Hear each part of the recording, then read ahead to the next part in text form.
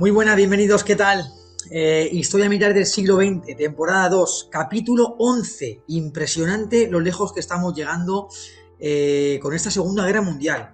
Como bien sabréis, hemos visto 7 capítulos de la Primera Guerra Mundial, de la Gran Guerra, y 5 capítulos del periodo de entreguerras, bajo el punto de vista muy necesario para poder entender por qué llegamos a esta Segunda Guerra Mundial, ¿no? Porque el epílogo de la Primera Guerra Mundial es el prólogo de la Segunda Guerra Mundial, el Tratado de Paz de Versalles, lo que obliga a los alemanes a asumir el coste de toda la guerra, de la Gran Guerra, cuando, como ya hemos comentado muchas veces, ellos no han comenzado la guerra ha comenzado porque han matado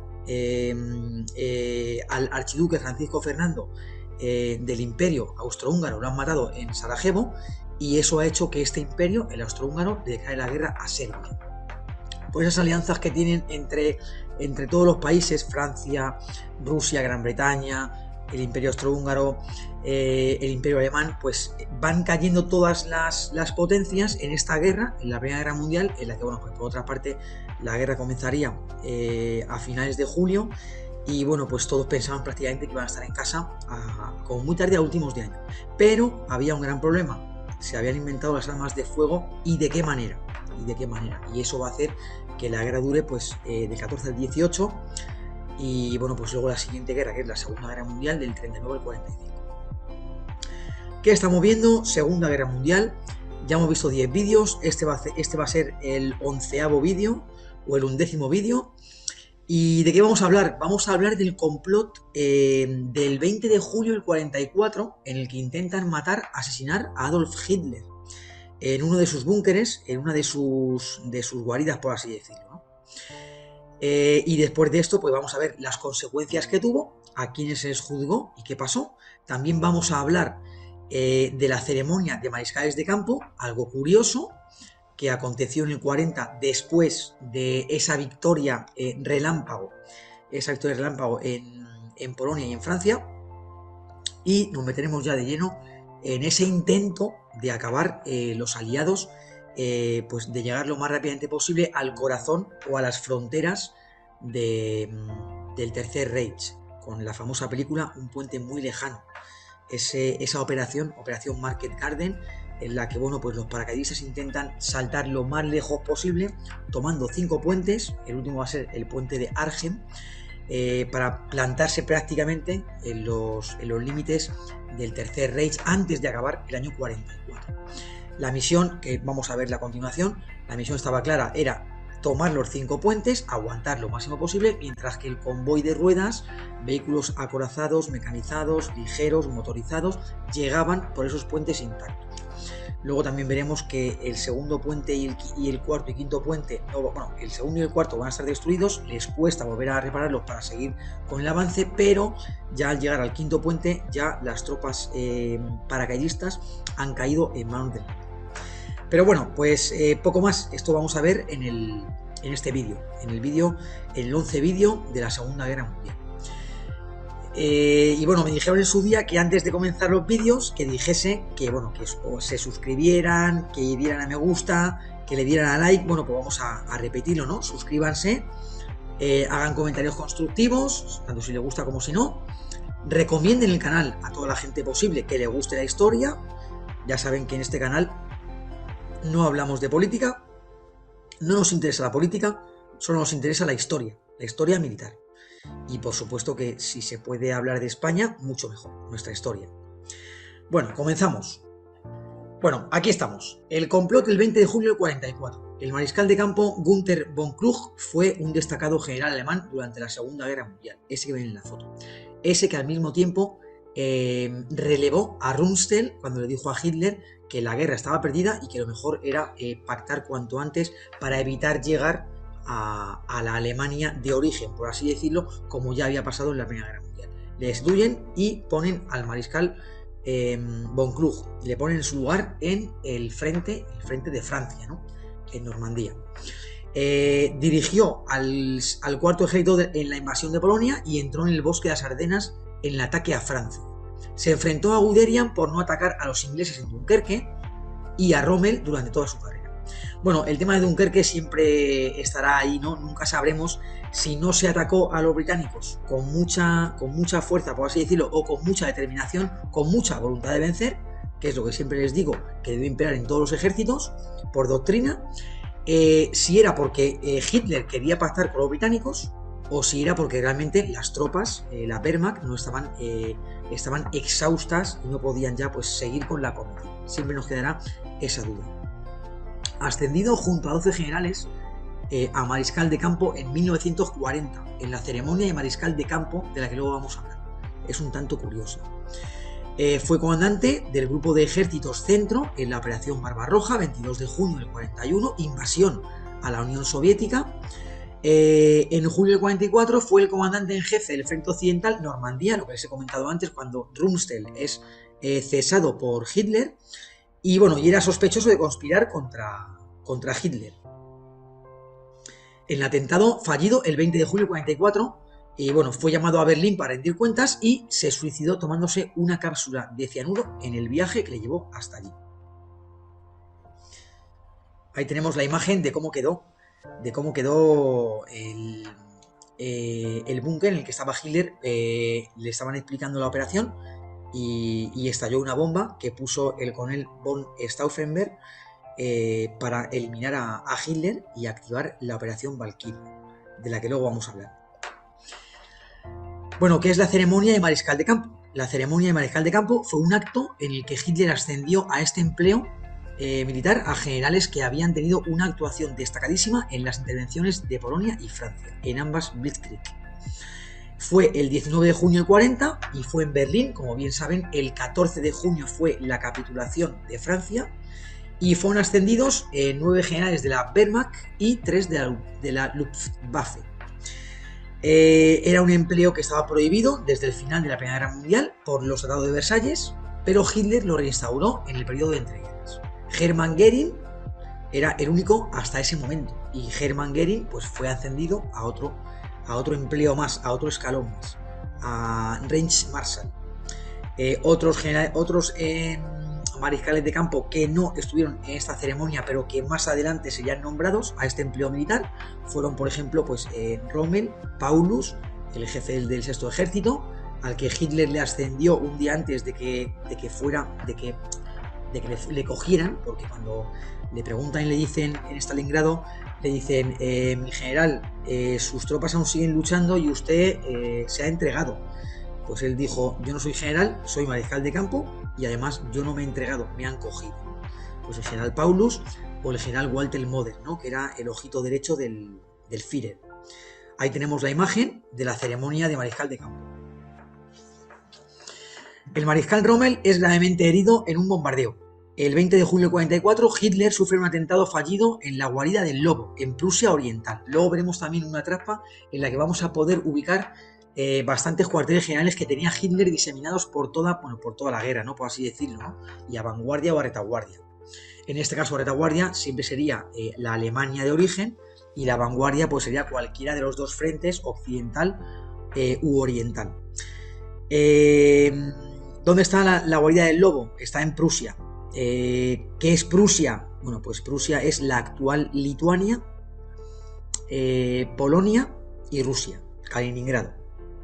La operación Valkyria era el plan establecido para mantener el poder en Berlín y en todo el Tercer Reich, por si fallecía el Führer o había un golpe de estado.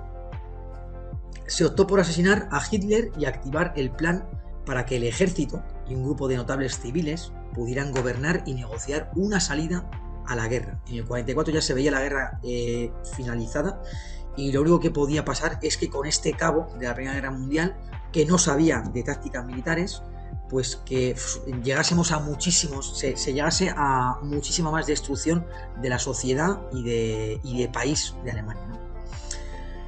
El antiguo jefe de Estado Mayor en el periodo de entreguerras, Ludwig Peck, desilusionado con los nazis y abiertamente contrario al plan de expansión de estos en los años 30, sería el jefe del gobierno provisional cuando triunfase la operación Valkyrie.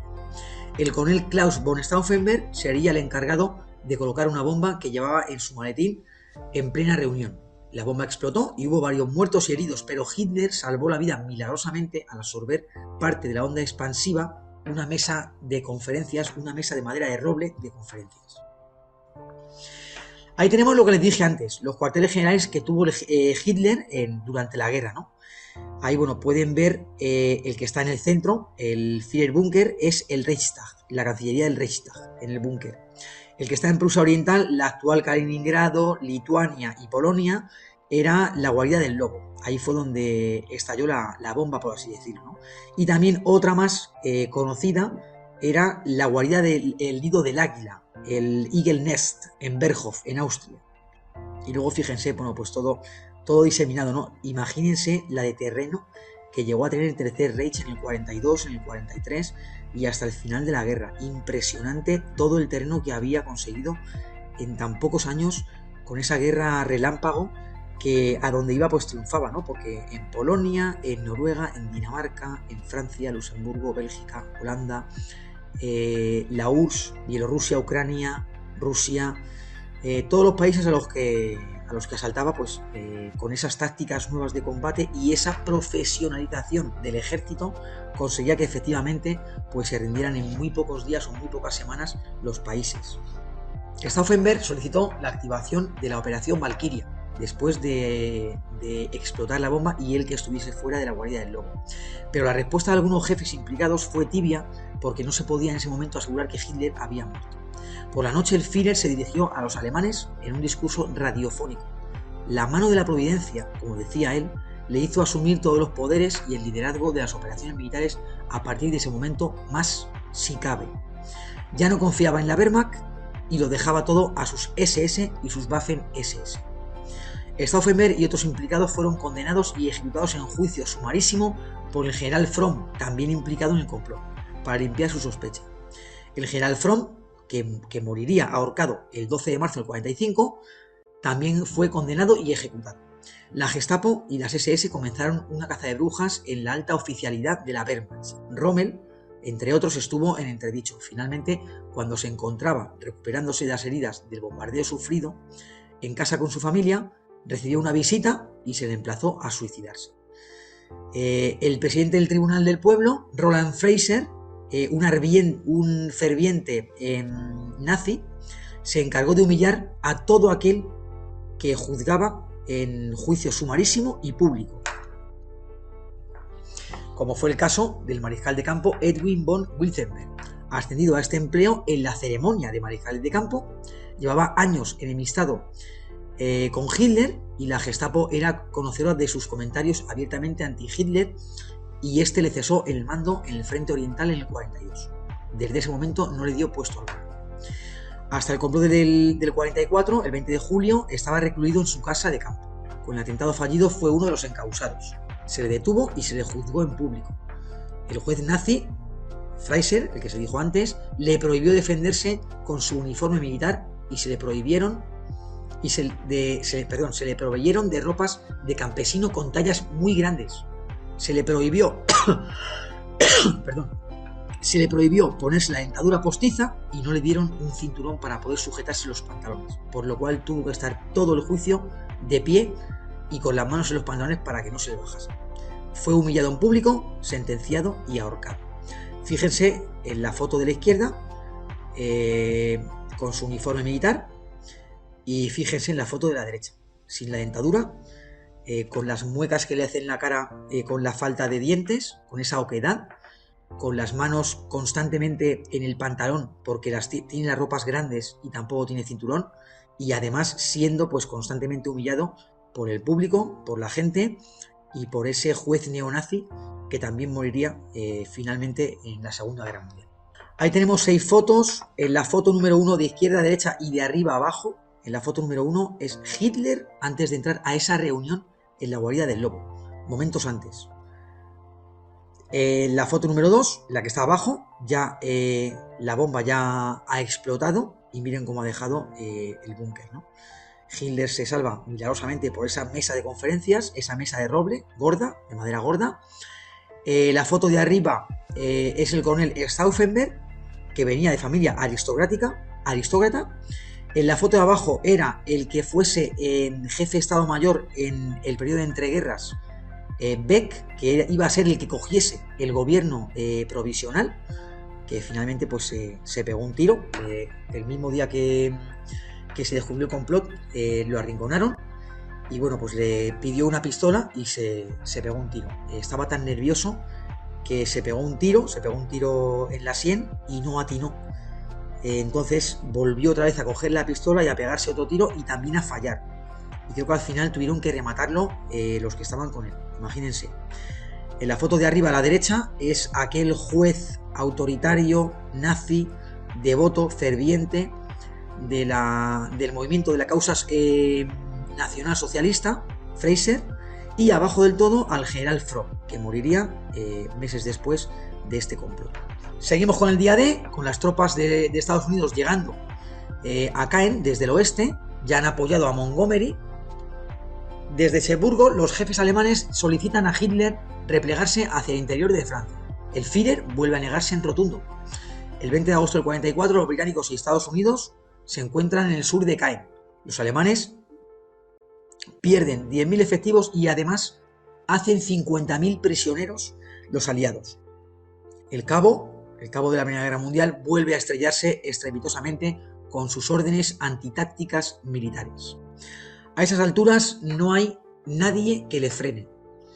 Tiene el poder y la potestad de aniquilar a Alemania entera. Ya no se habla de ganar la guerra, ahora se habla de aguantar lo máximo posible hasta la total destrucción del pueblo alemán, porque no habrá una segunda capitulación como ya la hubo en ese vagón de tren del mariscal Foch en Compiègne en la Primera Guerra Mundial.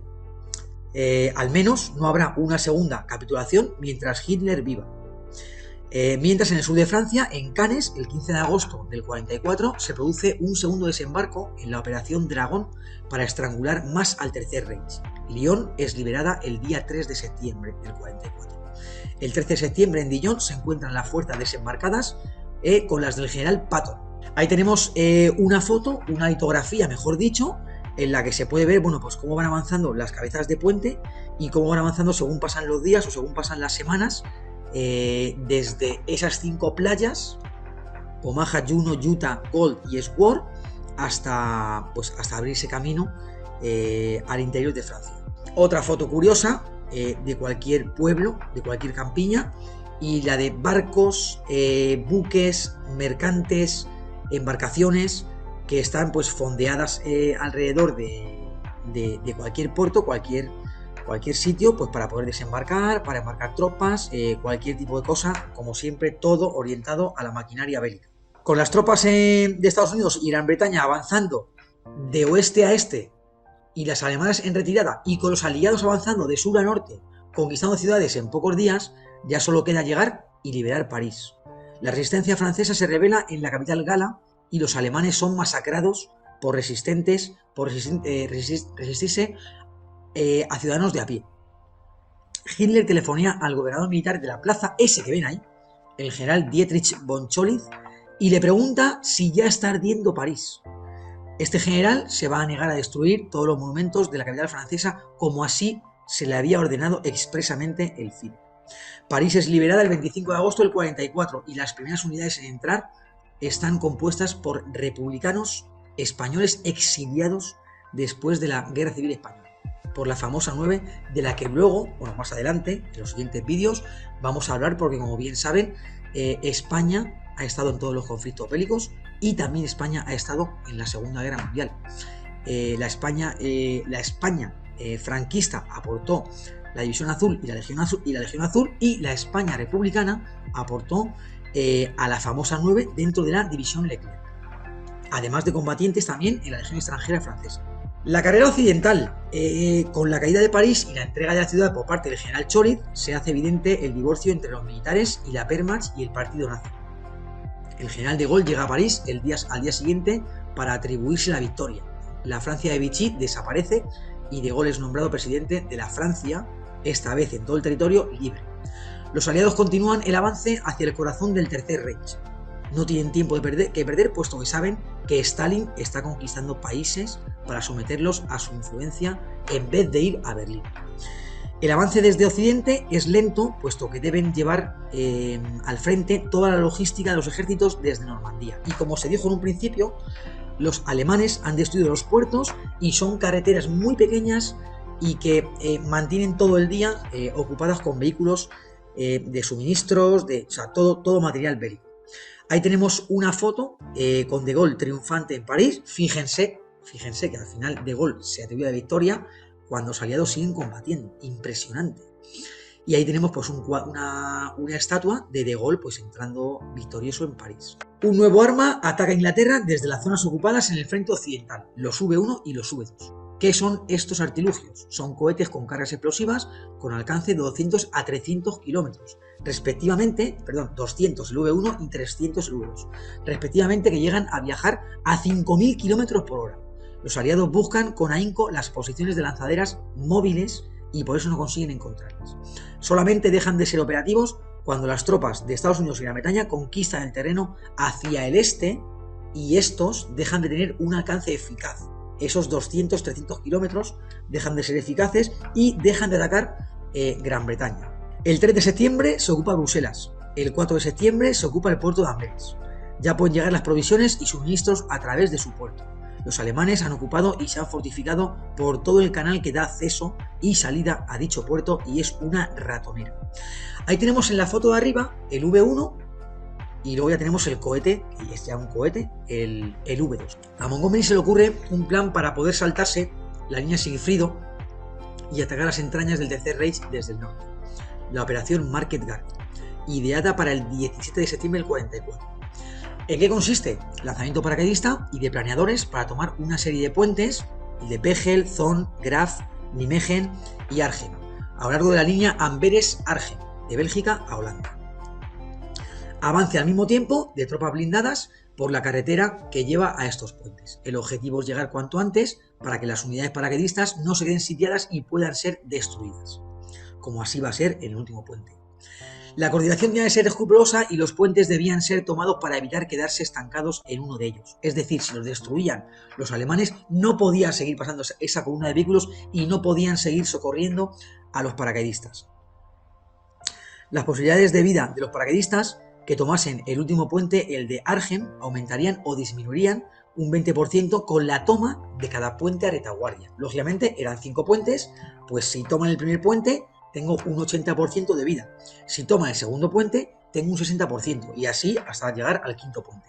En un principio, Eisenhower, el jefe de las fuerzas aliadas en Europa, no estaba de acuerdo con el jefe de las fuerzas terrestres, Montgomery, pero tenían que llegar cuanto antes a Berlín por 3 motivos.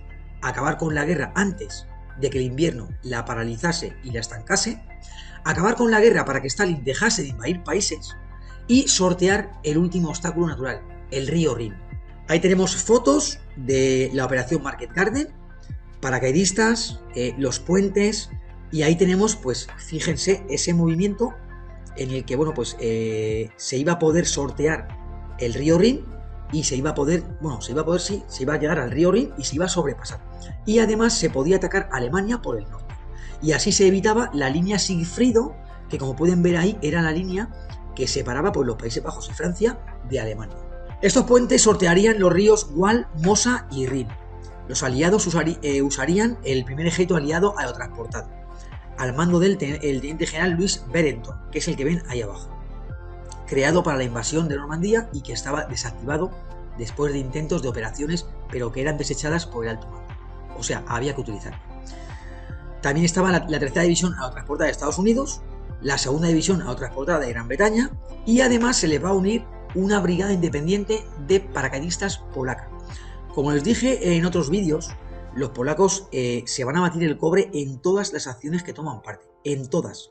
Tienen muchas ganas de recuperar su país y de recuperar el orgullo perdido y de una vez por todas hacerse fuertes en su país y que no les coman el terreno ni se lo quiten, como ha habido muchas reparticiones. El convenio de Viena,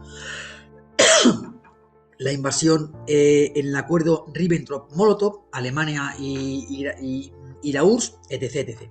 Al finalizar la guerra, tampoco va a ser posible que Polonia se haga fuerte en su territorio, porque la URSS la va a mover hacia Occidente y va a verse obligada a coger territorios alemanes para que Rusia, la URSS, coja Kaliningrado, que es una parte de Prusia Oriental, y además tenga salida al mar Báltico. La operación Market Garden, la operación Market, paracaidistas, deberá aguantar en los puentes no más de 96 horas, 4 días, hasta la llegada de las fuerzas terrestres, Market Garden. Bueno, ahí tenemos objetivo, la cuenca del Ruhr. Ahí pueden ver perfectamente los lanzamientos paracaidistas que hubo, los puentes que les dije antes, y bueno, pues todas las unidades que tomaron parte, ¿no? Fíjense, bajas aliados 17.000, alemanes unos 9.000. Una auténtica pasada, además de los presos, ¿no? que cogerían, sobre todo en Arnhem, los alemanes. Fue una operación que salió mal. Se intentó llegar al final de la guerra cuanto antes para que no les pillase el invierno, y el invierno pues les va a coger, por desgracia, y no van a poder pues seguir con esta guerra o poder acabar la guerra antes. La guerra, como bien sabrán, va a acabar en el 45. El primer puente, el de Wegel, se consigue tomar intacto. El factor sorpresa ha funcionado. El segundo puente, el de Zorn, es destruido por los alemanes antes de replegarse. Los ingenieros aliados tardarán 2 días en repararlo y permitir que la columna motorizada pase por él, dirigiéndose al tercero, a Graf, que lo tienen tomado los aliados. El cuarto puente, el de Nijmegen, también ha sido destruido por los alemanes, tras luchas encarnizadas con los aliados. Y el cuarto día de la operación consiguen repararlo y se dirigen al último punto de paso, Arnhem, punto de paso obligado. Es demasiado tarde. Los paracaidistas polacos y británicos se han rendido después de vérselas con el enemigo durante bastantes días. Ahí tenemos la foto arriba de un puente muy lejano, un puente lejano, ambientada en la operación Market Garden, y ahí tenemos el puente de Arnhem, abajo del todo. Fue un gran descalabro para el general Montgomery. La operación Market Garden será uno de los mayores fracasos del final de la guerra en Europa por parte de los aliados, pero iba a ser una victoria estratégica importantísima de la Alemania nazi, que conseguirá que la contienda se extienda hasta por lo menos la siguiente primavera. El día 9 de noviembre del 44, el día 9 de noviembre, los comandos británicos acaban con la resistencia esa de la que hablamos en ambos bandos del puerto de Amberes. El 28 de noviembre del 44, los aliados comienzan a recibir regularmente suministros, evitando toda la cadena logística desde Normandía por carreteras tan angostas para poder llegar al Tercer Reich. Los aliados están listos para caer sobre Berlín, pero tal y como lo había previsto Hitler, se les echa el invierno encima. Tendrán que esperar hasta el siguiente año. Y ahí tenemos más fotos de la operación Market Garden. Ahí tenemos a Montgomery en el centro, el jefe de las fuerzas terrestres, y tenemos pues varios lanzamientos paracaidistas en áreas de embarque improvisadas para montar en aviones, y bueno, pues luego ya en la última foto, prisioneros de guerra que han sido cogidos pues por los alemanes, que pueden ser británicos o pueden ser polacos.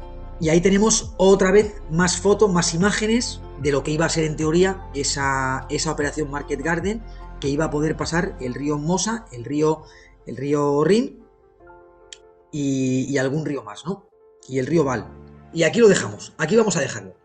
Hemos visto ya esa operación Market Garden, ese intento de acabar con la guerra cuanto antes de que llegue el invierno del 44, pero no va a ser posible porque los alemanes van a poder solventar pues esa espada de Damocles que le han puesto en el camino, ¿no?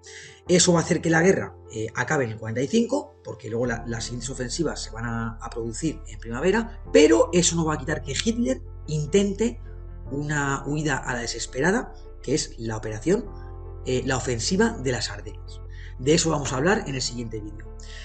Bueno, pues lo de siempre, ha sido un placer. Si les ha gustado, denle a like, denle a me gusta, compartan los vídeos, háganme comentarios, etc.